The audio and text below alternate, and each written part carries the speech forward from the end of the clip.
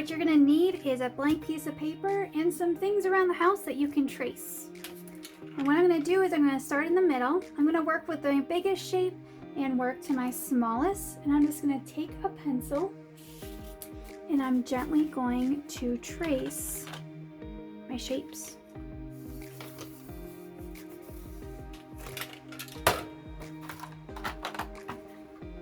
Now you want to make sure the shapes don't overlap each other.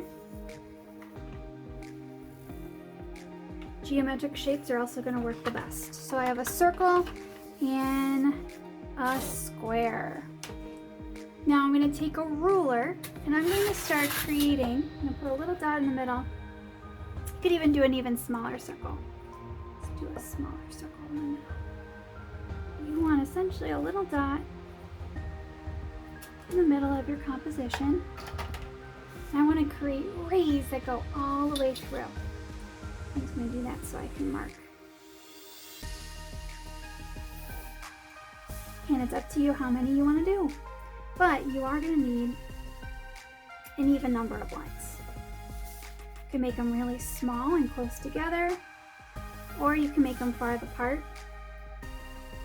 You can experiment doing both ways to see what makes the most interesting and dynamic pop art.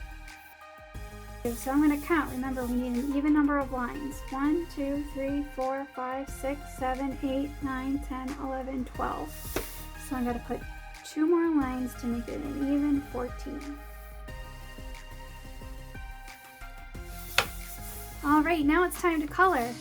Now I'm going to you can grab 2 colors. I'm just going to keep this simple and go with the good old-fashioned black and white. And what you're going to do is you can start on the outside or the inside, but you're going to color every other color, starting with one shape. So I'm only going to color inside this square this time. I'm done with the inside of my square, and remember, precision is key. Try to be as neat as possible. Now this time, I'm going to switch. So where my circle is, this is going to stay white, and then I'm going to do this part black. So I'm going to color the opposite parts on my circle.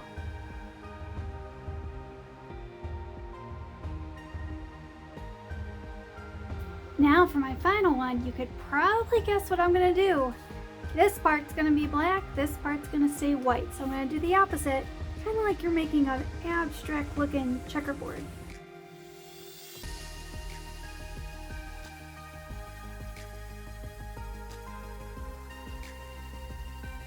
So there you have it, some super simple op art.